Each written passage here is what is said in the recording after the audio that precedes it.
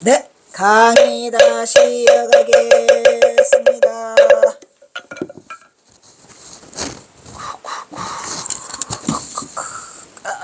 힘들다. 폐정개혁안. 폐정개혁 합시다. 정말로 할 때 폐정개혁안 합시다. 도인과 정부 사이에는, 여기서 도인이라고 하는 것은 동학도들을 도인이라고 했어요. 그러니까 도인과 정부 사이에는 숙혐을 탕촉하고, 숙혐, 혐오감, 오랫동안 묵혀있는 그 혐오감을 탕촉하고 탕척, 그러니까 세척해내자 이런 얘기죠. 서정을 협력할 거. 아유, 한문도 더럽게 어려운 것만 쓰셨네. 탐관노래, 누가 썼다 그랬죠? 송희옥이가.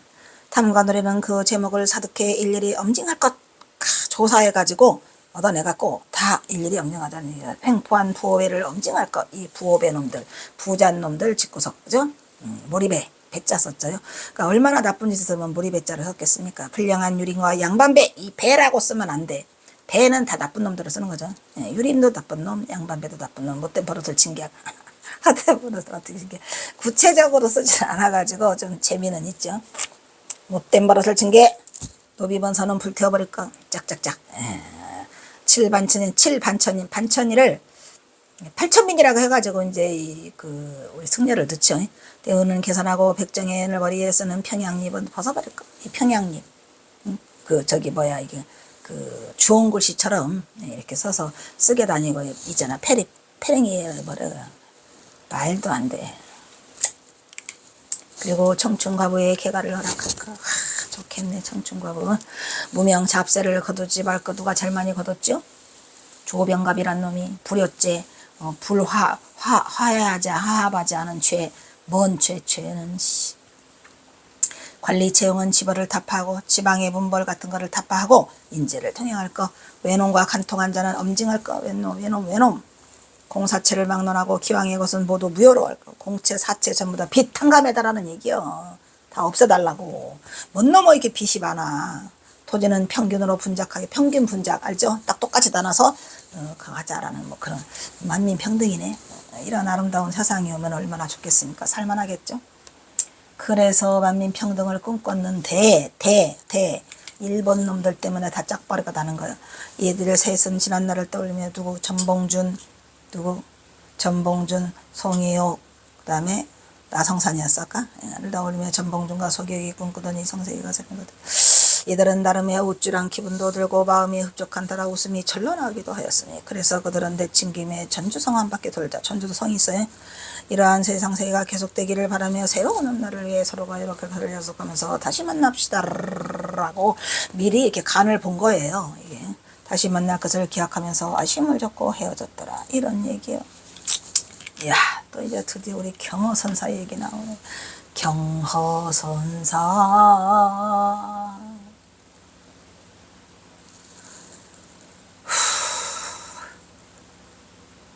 경허선사는 지금의 조계사 정문 쪽보다 저 후문 쪽으로 들어와요. 후문 뒤쪽에 가면은 거기가 또 뭐가 있느냐면 그게 있더라고. 목은 이색, 응? 포은 정몽주, 그 다음에 야은 길제, 목은이 삼목은이 보이는 그쪽으로 이제 서오시죠. 그래서 156장 조계사로 들어서 마당에 승복을 벗어 던지다. 누가 우리 경허선사지. 승려의 도성 출입 금지가 500년 만에 해제되는 날 미쳤구나. 뭐 이런 일이 있냐. 1895년 4월 23일 양력이에요. 음력은 3월 29일. 음력은 3월 29일이고 3월 30날 처형을 당해요. 음력으로. 양력으로는 4월 23일, 처형당하는 날은 4월 24일. 경허가 전옥서 아래에 있던 조그만 남자 태고함에 스며들었어요. 전옥서에서 전옥서가 지금 종강역 2번 출구인가? 거기서 걸으면 조계사까지 딱 3분 내지 5분 걸려요.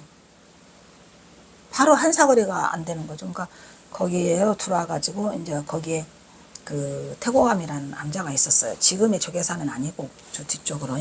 그러니까 이제 전옥서에서 이제 사형당한 이런 죽은 영령들을 흔히 아주 조그만한 경호는 전옥소 아래에 있던 조그만 암자 태고함에 스며들었다. 암자라고는 나 전옥소에서 죽은 영혼을 위해 연불해주고 극락을 빌어주던 조그맣고 허름한 다 쓰러져가는 남자로 보잘것없는 그 이름은 바로 뭐였더라? 태고함이었더라. 경호는 명패조차 없는 이곳 태고함 마당에 승복을 벗어나 갈아입는 거죠. 속복으로. 미리 준비한 속복으로 갈아입은 뒤 변장하여 뒷길을 따라서 전옥소 사형장으로 스며들어갔더라. 이런 얘기요.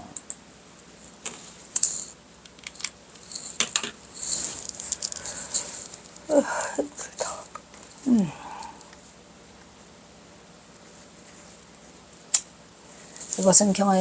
이것은 지금의 조계사 앞마당으로 승복은 이곳에 버려지고 경호선사는 상인봉으로 위장하여 종로 전옥소 사형장으로 동트기 전에 남해를 피해 향했어요. 왜냐 새벽 2시에 처형당한다는 거를 또 거기에 또 왜 그 뭐시기 하자 문지기 뭐라 그래요. 옥졸이 옥졸한테 돈 좀 더 집어주고 또 뭐 해서 이렇게 알아내는 거죠. 이곳 암자는 일찍이 이곳에 우정국이 세워지기 전부터 우정국이 있어요. 우정천국 아세요? 조계사 바로 옆에. 그게 우리나라 최초의 우체국이에요. 우체국이. 우정국이 세워지기 전부터 전옥소에서 죽어가는 가족들이 죽은 자의 명복을 빌어주기 위해서 십시일반으로 권선을 하여 암자를 짓고 연불을 해주는 전옥소를 여는 물땅이나 다름없는 허름한 암자가 그 이름이 바로 뭐였더라? 태고함이었더라. 내 주지라고는 온데간데 없고 쫄고가는 땡 중 하나가 나이가 어린 그 중이 그거를 돌보고 있어요. 연신 종을 흐르며 목탄만 두드렸다는 깡마른 스님 한 명이 카랑카랑한 목소리로 신경질적으로 연불을 이어갔어요. 딸이면 나마다 연불하려니까 힘들지. 오늘도 죽고 내일도 죽고 어제도 죽고 그제도 죽고 맨날 죽어요. 그러니까 연불을 해야 되니까 힘들었겠지. 경호는 이곳 암자를 잘하는 스님을 통해 이곳에서 밤을 새우고 새벽이 되자 움직이기 시작했어. 전봉준의 사형 집행을 기다리다가 교수형에 처해진 전봉준 장군의 시체를 부대짜리에 들어서 담에 들고 걸쳐매고 달았다. 이런 얘기요. 이게 밤에 이루어진 짧은 시간 내에 이루어진 불과 몇 분 사이에 이루어진 하늘만 알고 땅만 아는 일이 벌어지고 말았어요. 고척장신의 천하장사 그자가 바로 경화가 아니겠냐. 그때는 비가 와고 또 교수형을 당해서 무슨 목만 가져가는 것이 없어요. 그냥 목을 하양이니까 뭐지 목을 졸라 죽이는 거니까 이 전체를 들고 뛰니까 경화선사 외에는 아무도 못 뛰어. 그 당시 시체를 부대자리에 뛸 정도의 그 인물은 구척장신의 허구대와 역발산 기계세의 힘을 가진 경호선사 혼자였으니 그거를 누가 또 뭐라고 했어요? 조장태라고 해놨죠. 조장태는 없는 인물. 경호는 누구나 쉽게 뜨는 인물로 매우 위험한 행동을 모두 감행했어요. 이게 눈에 많이 띄어요. 경호선사는. 왜냐 일단 키가 크잖아요. 그래서 이제 밤을 이용해서 이렇게 상인복으로 갈아입고 이렇게 했다 이런 얘기지. 그것은 목숨을 걸고 죽음을 작정한 무모한 행동으로 누구도 예측하지 못한 광경이었던 것이다. 한양 우정천국은 그 한말에 최신 세무를 맡아보던 관하로 고종 21년에 1884년에 쳤어요. 1884년에 치었는데 1895년 4월 24일 날 이 일이 벌어지니까 딱 10년. 원래 우정천국이 먼저 있었어요. 지금도 우정천국이 있었고 내가 설정스님 총무원장 떨어지지 말라고 그 종로경찰서에 가다 한 달간 집회 신고 내고 그 맞은편에 천막을 냈다니까 조계사에서. 우정천국 마당을 같이 사용한 거죠. 근데 살다 그래서 우정천국 안 들어갔어. 너무 가슴 아파서. 지금도 우정천국 앞으로 가기 싫어해. 화장실도 거기 가기 싫어서 안 갔어요. 고춧가루 뿌린 듯한 슬픈 때 그게 있어요. 거기서 한 달간 맨발로 미쳤어요. 그래도 설정 스님을 살려내지 못했고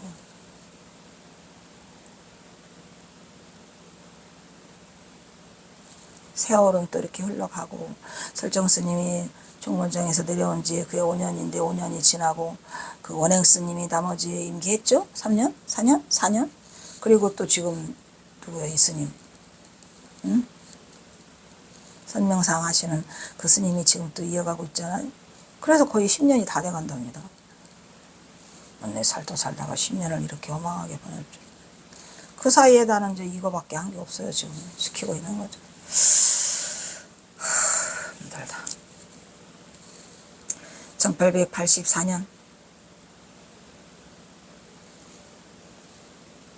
1884년이면 경호선사가 1885년 5월에 그 천장암을 내려오니까 깨달음을 성취하시고 호임정양하시고 그때네요. 조계사 연마당에 두었다가 갑신정변 이후에 없앴더라. 우정국은 지금의 우체국을 말한다. 갑신정변은 갑신년에 일본의 기한을 받는 계아파가 수구파를 몰아내는데 계아파에 김옥균, 박영효, 서광범화가 있죠.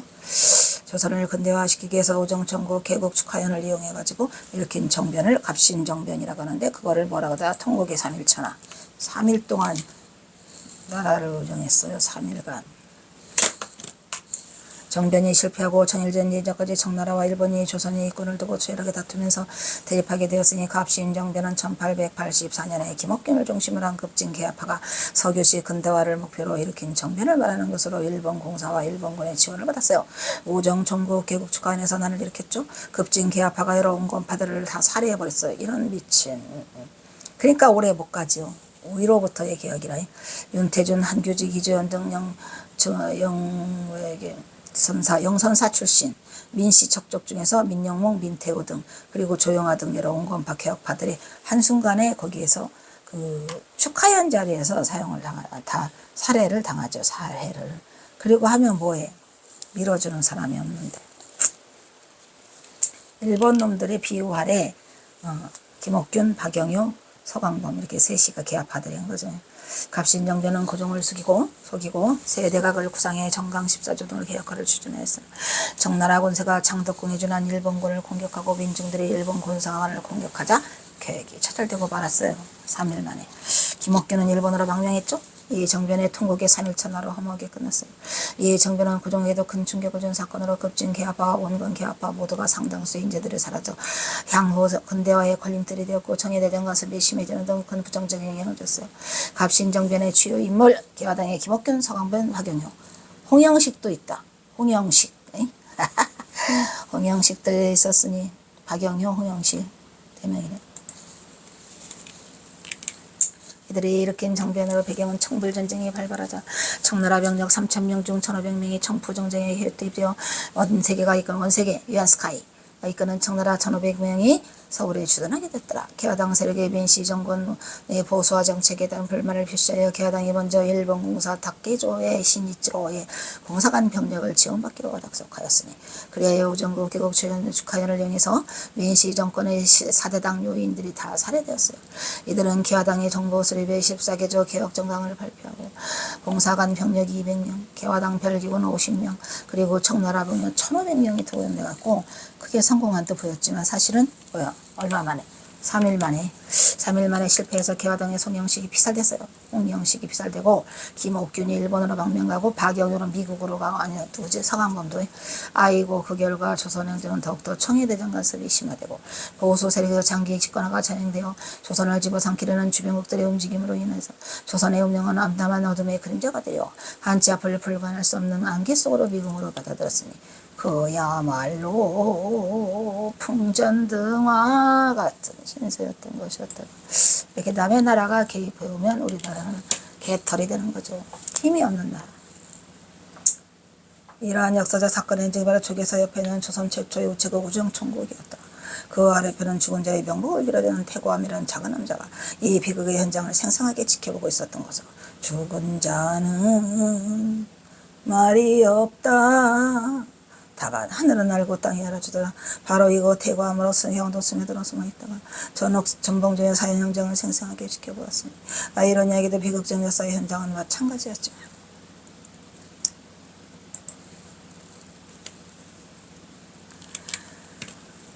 그래서 그 경선사가 이 경성 땅은 죽는 날까지 안 밟는다고 한 게 이 징글징글한 힘든 그 시간을 결국은 조계사에서 보내셨더라고요. 전봉주는 헐벗고 굶주리고 처벌받는 민초들을 위하여 형장의 이슬로 사라졌습니다. 저들은 자신들의 야욕을 위한 파벌로 인하여 운명을 달리하고 서로 야금야금 난리가 나죠. 현재의 조계사는 삼각산 태고사를 이전하는 형식이었기 때문에 조선시대 태조 이성계 제 1395년에 창건되었다고는 말하지만 실질적 창건은 구한말 순종융이 4년 1910년에 조계사가 태고사가 세워지는 거죠. 거기 암자는 원래 조그만 태고암이라는 게 있었고 그 다음에 이제 이성계가 1395년에 창건되었다고 하는데 원래는 삼각산 태고사였고 여기는 이제 고종 순종 때 이제 새로 세워진 거죠. 대한제국 시절 한국 불교는 구심점이 될 총단이 없었어요. 계속 들어온 일본 불교 세력이 밀리기만 했죠. 이런 상황에서 게타나야 반의 한용운이 민족적 불교라는 인사들이 세종단을 구성하자 노력하면서 이제 임재종이 탄생되는 거예요. 대한불교 조계종 임재종풍에. 이에 1902년 의민지문 밖에 창신동 창신초등학교 자리에 창신동 아시죠? 창신초등학교 자리에 원흥사를 창건하고 1908년에는 각도의 사표대짤 65인이 원정호 종무원을 설치한다. 원정호 주목표 등에는 사대문에는 절을 세우는 것도 있었으니 조선왕조 내내 유교 성리학을 숭상하고 불교는 억제하는 승유옥불 정책으로 인해서 멀쩡한 절도 산자락으로 주방나가라 방화로 사라지는 판이었으니 사대문 안에 절을 세우는 것은 아주 하늘의 별따기. 이러한 와중에 한양 토선 사대문 내 절이 생기는 건 조선시대에는 상상도 못할 일이었죠. 어떻게 그걸 세울 수 있어요? 다만 일본 놈들이 일본 세력을 패기 위해서 산호젠네이라는 놈, 일련종 그런 것들이 이제 꿈을 꾸면서 한국 조선 불교를 야금야금 먹어삼키려고 하는 중이었다. 이런 얘기야. 게다가 1895년까지는 승려의 천민급 지진받은 도성 출입마저 8천민 중에 속했다니까요. 조성 출입마저 원칙적으로 금지되었다. 이 때문에 사대문에는 절을 세운다는 것은 억압받던 한국 불교계에 있어 의미가 컸으며 또한 시대를 달라졌음을 뜻하지만 이에 불교에서는 3개월 동안 백미 1천석 6천여 한을 모아 중부 박동에 있는 동령위궁을 3천을 두고 사서 허물고 지은 1910년 그 터에 각황사를 세웠더라. 이런 말이에요. 다 돈이죠. 그 자리가 지금 바로 현 조계사의 바로 옆이었다. 이 각황사가 바로 조계사의 전신이었더라. 그러니까 이 조계사는 원래는 각황사예요. 각황사. 아시겠죠?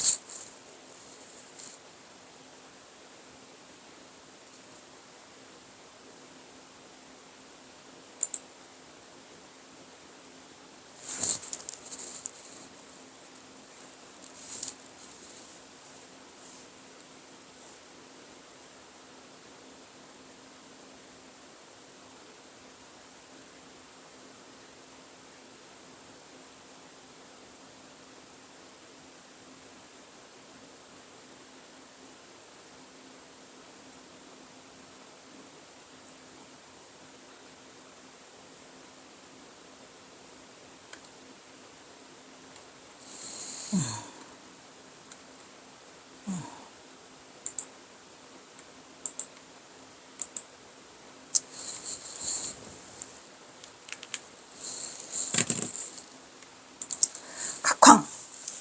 각황전 있죠. 어디 있더라? 허엄사 각황전. 그죠? 황제가 깨달음을 얻었다 해서 각황전이라고 한 거죠. 이런 여러분 중국 왕이 깨달음을 얻고 지은 깨달음을 황제의 이름으로 사찰을 지으니 승려 도성 입성 금지를 해제하고 도성 내 절을 설립하고 간 대한제국 고종황제가 왕실에 감사한다는 뜻도 포함되어 있었더라. 이런 말이죠. 그러나 경호는 이러한 각황사는 보지 못했고 전옥서 옆에 달라붙어 억울하게 죽은 영혼들은 영혼을 달래주는 진정한 성자가 숨어사는 초라한 남자인 태고함에 스며들어 승복을 벗어넣었더라. 이런 말이죠. 각황전이 웬 말이란 말이냐.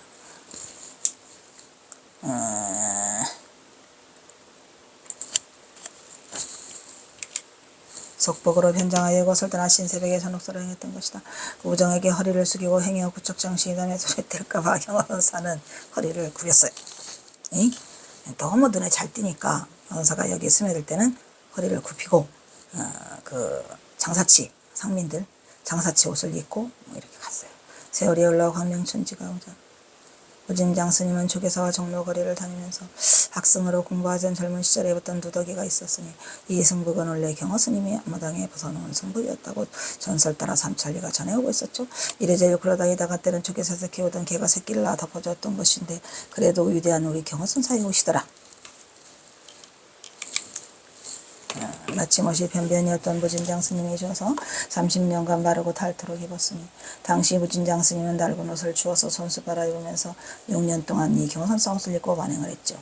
저기서 몇 년을 걸식하시다가 경허선사의 성기가 살아있는 선의조 발 그대로 선의를 조계사 마당에서 주워 입으니 경허선사의 선의를 스님이 활발하게 활동하던 시절에도 젊은 시절이라 금방 옷이 헤어지면 두덩두덩 한 땀 한 땀 깨어있고 가지고 소매 끝이 여기까지 갔어요.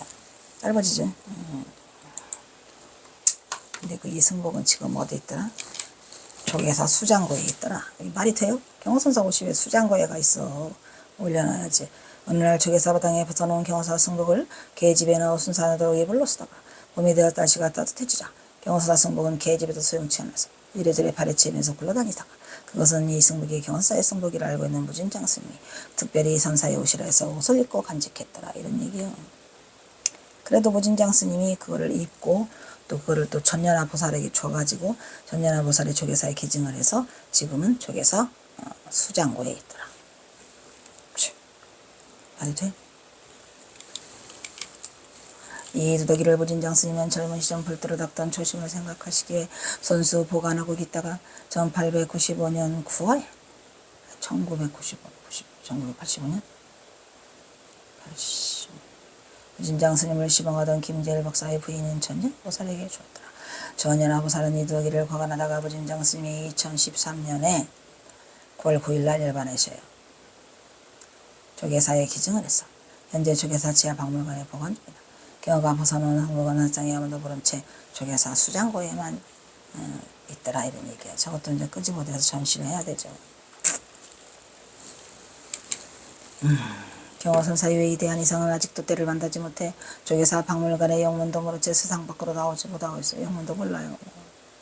말이 됩니까? 경허사가 아직 밝히지 않았어요. 있더라. 후학들의 이 민망함을 어찌할거나. 근데 얘는 왜 안 변하고 도둑하? 오 마이 갓. 이게 뭐야 이게? 아직도 오 마이. 이 그림 보세요. 그림. 경허선사가 여기다가 바지랑 옷돌이랑 벗어놓고 요거 하나 뒤집어 쓰고 도망가시네. 그죠? 저 걸음아 날 살려라고는 도망가시고 계시는 우리 경허선사의 모습이었어요. 자, 그 다음에 또 제 175장 시신을 부대자루에 들쳐매고 목력산 뒷산으로 경허선사가 전봉준자에게 시체를 가장 먼저 숨겼던 곳은 목력산, 남산. 지금의 그 명지대학교 부근이라고 하더라고요. 조사를 해보니까. 근데 명지대학교 부근이라기보다는 그냥 남산이 낫지 않을까. 오늘 또 종로 내거리는 주룩주룩 비가 내리고 있었다. 억울하게 죽은 수많은 선열들의 통곡 소리가 저승에서도 들리는 듯 하였어요. 억울하게 얼마나 많은 사람들이 죽었겠습니까? 그때는 당시에는 또 탐관오리 놈들이 미친 듯이 날뛰어가지고 동아 경명군들과 전봉준의 처형일이 오늘이라는 소문을 전해드는 백성들은 차마 독도 장군 전봉준을 그냥 보낼 수가 없어 아침부터 전옥서로 꾸역꾸역 모여들기 시작했다. 하지만 뭘 하겠는가. 전봉준은 이미 갔지요. 새벽에. 그러나 전봉준의 사형은 벌써 오늘 새벽 2시에 거행됐습니다. 전봉준 장군은 멀리 황천길을 떠나 극락세계에 이르고 있었으리라. 이런 얘기예요. 그러니까 전봉준 장군이 새벽에 처형시킬 줄 알고, 아니 낮에 시킬 줄 알고 설마 새벽에 할 줄 누가 알았겠어요? 그랬는데 와보니까 전봉준은 갔어요. 사형장으로 모여떨었던 민초들은 벌써 사형이 쥐도 새도 모르게 집행되었다는 사실을 알고 눈물을 훔치며 분개하였어. 힘없는 백성이 할 수 있는 일은 아무것도 없었지요. 그저 전옥서 형장을 향해 뒤로 돌아보며 또 돌아보고 전봉준의 그림자도 만날 수 없었죠. 지하 암굴에서 했으니까. 얄궂은 하늘을 원망하면서 주룩주룩 내리는 빗물만이 민초들의 슬픔을 대신하고 있었으니 전봉준 장군님, 우리 장군님 편히 가시옵소서. 그렇게 기도만 해드리는 수밖에는 별다른 방법이 없었겠죠. 이런 썰을 전복 순창곤상 치면 피놀이. 이 어디야? 전봉준 장군이 그 잡힌 곳이죠. 피놀이 전봉준의 최후는 참으로 처참했다. 전봉준은 원평과 태인에서 최후의 전투를 벌이고 있는 이밤산성과 백왕사를 거쳐서 회문산 아래에 순창리 피놀이로 몸을 숨겼어요. 왜 그랬댔죠? 김계남이 만나러 가다가, 김계남이랑 앞날을 도모하기 위해서 김계남이를 만나러 가다가 이 일이 벌어진 거죠. 피놀이로 몸을 뺐다. 그를 그 백양사의 중들을 또 등들은 전봉준이 나타났는데 고발해? 고발하지 않죠. 피놀이의 예빠 김경천이라는 놈이 그 변질로 돼서 그만 잡히고 말았으니 전봉준은 일본군에게 끌려간 탓으로 용케 재판을 받고 자신의 견해를 밝힐 기회가 얻었으나 처음 잡힐 적에는 일본군이 아닌 동네 사람들에게 맞아 그는 몸뚱이인지 칼인지 그의 다리를 다쳐 얻어맞아 다쳤고 몸통은 상처투성이었죠. 근데 그 후에 가서 뭘 받아요 또? 고문을 받으니까 다 죽어버린 거지.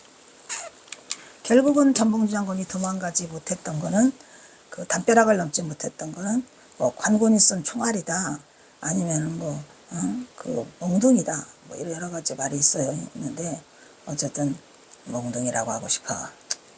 동족상잔의 비극이 이보다 더 낫으려 천하의 벼락을 맞아 죽을 놈들 같으니라고. 미친놈 김경천이놈 짐승만도 못한 놈들 천하에 우리 전봉준 장군님을 고발하다니 이런 죄자.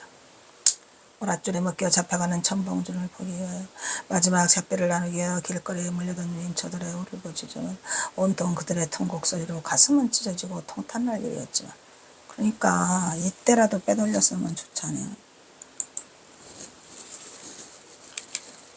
이런 몸으로도 우리의 장군 전봉준 그의 기계는 끌려가는 몸으로도 추워도 흐트러짐이 없었으니 조금도 꺾이지 않았더라. 순창에서 사로잡힌 전봉준은 나주 감옥에 갇혔다가 전주를 거쳐서 서울로 이송되었다. 그는 신중하고 조직적이면서도 기질은 아주 강했죠. 나주에서 서울로 잡혀올 적에 그의 행동을 본 마을 사람들은 두려움에 떨었다고 합니다. 어떤 행동? 이렇게 말했어요. 전봉준은 벼슬아치를 보고도 너도 너라고 불러. 너는 너 이렇게 부르며 꾸짖으면서 조금도 굴하지 않았다. 길을 오는 동안 중력고라고 하는 대나무지, 중력고가 뭐 대나무로 만든 술이랍니다. 그걸 먹으면 대나무 진액이라 기운이 난다 그래요. 전봉준은 마지막 기계를 보여주고 싶었겠죠. 대나무 진액으로 빚은 술과 인삼을 미음을 달라고 해먹으면서 행동거지가 조금도 두려움이 없었더라. 살아보기 위한 마지막 전봉준 장군의 그 발악이었겠죠. 그러니까 뭐 어쨌든 살아났으면 좋았는데 그러지 못해서 속상하지. 끝까지 그 희망을 놓지 않고 중력고라는 그거를 달라고 해서 먹었다고 합니다. 그러나 조금이라도 그의 뜻을 거스르면 불같이 꾸짖기를 네 죄는 종묘사직에 관계되니 죽게 되면 곧 죽을 뿐이다. 너희들은 어찌 나를 함부로 다루느냐. 나는 일반인하고는 달라. 종묘사직과 관계 있다니까. 누구야? 임금님을 상대할 거야. 이런 얘기죠. 내 죄는 종묘사직과 관계 있어. 그냥 죽게 되면 그때 죽을 뿐이야. 너희들은 어찌 나를 함부로 대하느냐. 그렇게 대하면 안 된다. 라고 등을 떼며 소리쳤다. 자신을 잡아가는 관졸들이 이를 보고 굽신거리며 예 하면서 머리를 숙여 허리를 굽혀 예를 표하며 전봉준을 잘 모셨다. 서울로 압송당하는 전봉준, 그의 수행이었던 김응섭은 이렇게 말하고 있더라. 풀어주지 그랬냐 이놈아. 전 대장은 기지개를 결적에 큰 대점을 이래요. 진짜 하니까 진짜 기지개가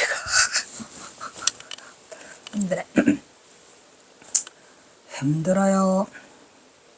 하품을 할 적에도 큰 기침을 먼저 했다. 버섯목을 벌려 이를 잡게 한 쪽에는 번듯이 누워있었다. 가히 전봉준의 기세가 이러했으니 일제의 회유를 걸고 호락호락 받아들일 리가 없었다. 일제 당국은 그에게 지위를 주겠노라 또는 재산을 주겠다는 등 온갖 방법으로 회의를 했죠. 모두 단호히 거절하고 추상같은 목소리로 오직 조선나라의 일을 위해 죽을 뿐이로다 라고 호령을 하듯 대답을 하였더라. 이런 얘기죠. 자, 일단 또 여기서 끊도록 하겠습니다. 힘들어요. 힘들어. 마지막인가?